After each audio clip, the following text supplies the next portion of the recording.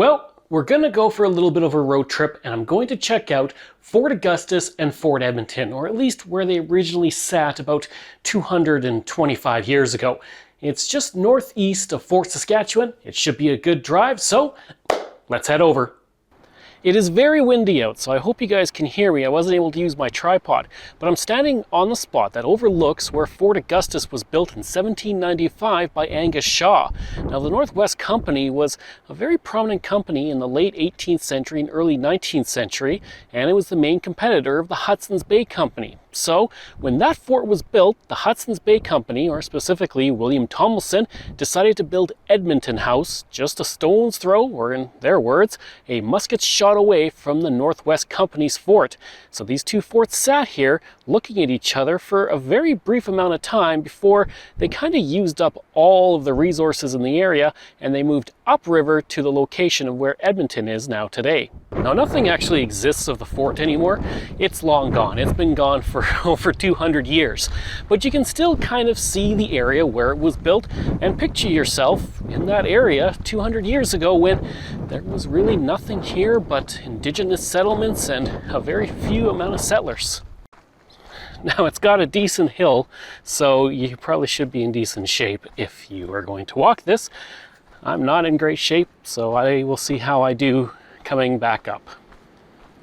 Now, the trail that I'm walking actually is part of the Trans-Canada Trail, which is a trail system that goes across Canada with, I think, a few gaps. But it's a very nice trail, and I just saw a rabbit. Kind of caught me off guard because I heard something in the bushes. Well, here we are. We're at the highway of the fur trade, the river, or specifically the North Saskatchewan River here.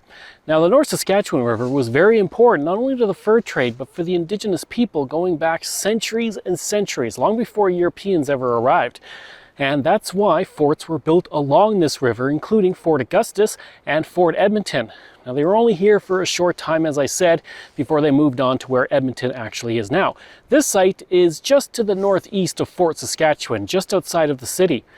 But the river looks very beautiful today, and I bet you it looked very beautiful 200 years ago when these sites were actually running and there were York boats going up and down this river. Sorry for the sun in my eyes, but there's no other way to point this. But this is where the fort would have stood, in this little open flat right here. It's long gone. The fort has been gone for over 200 years. There's nothing really left of it, although I imagine if you did some archaeological digs, you would find various artifacts from the time when it was here. But it's a beautiful area. We'll switch it over so you can see. You can see how nice it would have been here way back, long before there were cities and trains and all of that, in this beautiful little piece just outside of Edmonton. And right there, like I said, that is where the fort likely would have stood. Okay, so I'm walking back now. It's just a trail that kind of goes to where the site would have been.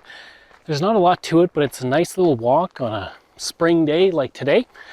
But we're going to learn a bit more about the history of Fort Augustus and Fort Edmonton, so we're going to go back to me at home.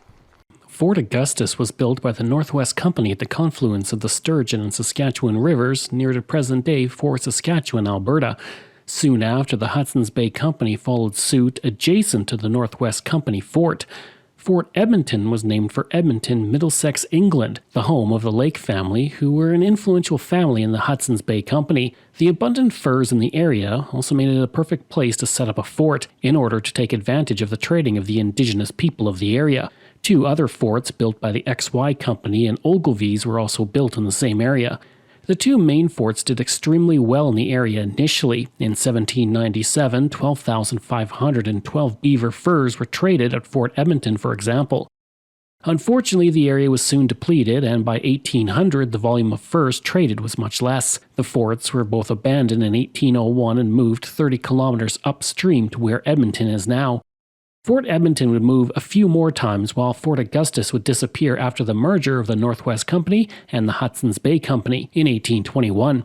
Eventually, Fort Edmonton sat at the current location of the Alberta legislature before it was dismantled.